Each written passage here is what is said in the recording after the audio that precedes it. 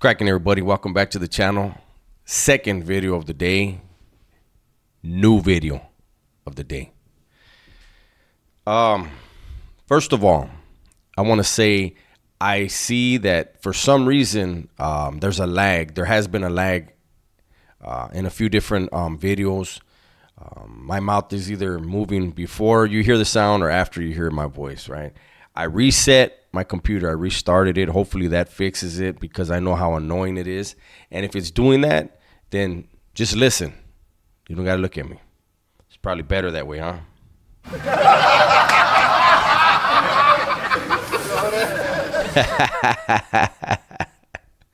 So today, in this video, I want to talk about, I'm going to tell you how this conversation started. I was having a conversation with someone, a couple people, and we're on a conference call, me and two other people, right?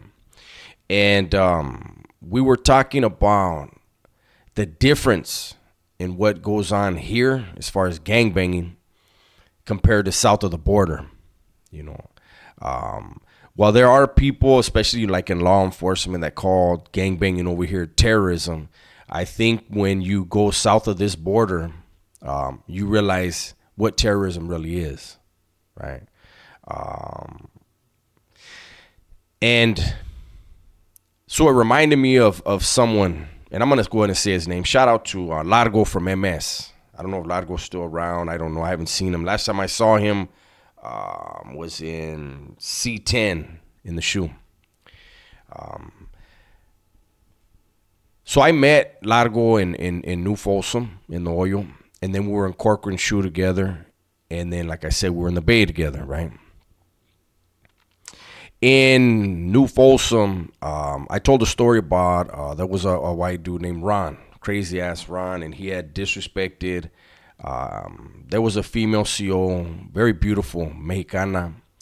And Ron unfortunately decided that instead of disrespecting the CO herself, that he would disrespect her nationality, her ethnicity, right? By calling her a wetback and saying KKK. And that's when it's no longer you know, even though you're directing it to a cop, you're disrespecting a lot of people. So we wound up, you know, having to serve him. And it was actually, I wanted to whack him and Largo wanted to go with me. And, because I had already been in the oil for a long time and I, you know, kept getting into shit, you know, they were like, you know what, take your ass to the Bay already, right? So, you know, the other homies jumped on him, and then one of the homies wound up losing his eye in the process. The Hura shot him right in his eye and blew his eye out. Hit him with a black gun right in his eyeball, flattened it out. It looked like a fucking fish eye. But anyways, then we went to the shoe, you know. Well, it was in Corcoran Shoe where I had a conversation with Largo from MS. And Largo's my age. So he might even be a couple years older than me. So if you know that, then you know he's from that generation where MS was really getting started out here. And so I asked him, you know, I had some, you know, good dudes from MS back then, that generation, Holmes, when you met them and they were busted, they were not busted. Maybe they got convicted of one murder or two, but they were usually picked up for a whole lot more. In Largo's case, if I remember correctly, he had been picked up for 9. They had charged him with 9 hot ones. And maybe I'll add what happened at the end of this. But I want to say this. He had told me, because he was a youngster fighting in that war, right? And he had told me that they had given him a puppy. And they told him, this puppy stays with you 24 hours a day. You don't let nothing happen to this puppy. You take care of this puppy like your life depends on it, or else that's your ass, right? Anything happens to this dog, that's your ass, right? So for 6 months, Largo's got this dog with him, taking him everywhere. Largo learned to love this dog. That's you know, dog. You guys know how dogs are, and the bond that you develop with them. After 6 months, they told him, strangle that dog, break his neck, and kill him. And he had to do it. And it was their way of showing, don't love nothing. Don't get attached to anything, because the pain that you feel right now is what's going to happen every time. Lose that shit, because what we're doing, You're going to lose a lot of people. So don't love nobody. So he was a kid and he had to learn that lesson. And apparently it made what he had to do there easier, right? So then he came to the United States. He went to Hollywood and hooked up with his homeboys, right? And I asked him, I said, hey, Holmes, how was it to leave a war, a civil war where you're fighting against the government? You're fighting against the military. How was it to do that and then come over here? He said, man, Holmes, let me tell you something. He said, when I came over here, the homies were like, hey, Holmes, we're going to go gangbanging tonight. And he, they were drinking. He was like, what's gangbanging? And they're like, you'll see. So they wound up getting in a car. Matter of fact, I don't even remember if it was nighttime. These crazy motherfuckers. It was probably broad daylight. But I remember he said that his homies told him, hey, we're going to go put in some, we're going to go gangbanging. So later they get in the car and he's like, we pulled up in an area and, we just started dumping. And he said, I was like, man, let me out of the car, And he was like, for me, having come from where I came from, he goes, and all of us at that time had fled the war. He said, gangbanging was fucking fun as hell. He said, we weren't fighting the government. We weren't fighting the military. We were just fucking jumping out of cars and just fucking shooting whatever the fuck we felt like shooting. So imagine that. That's the difference.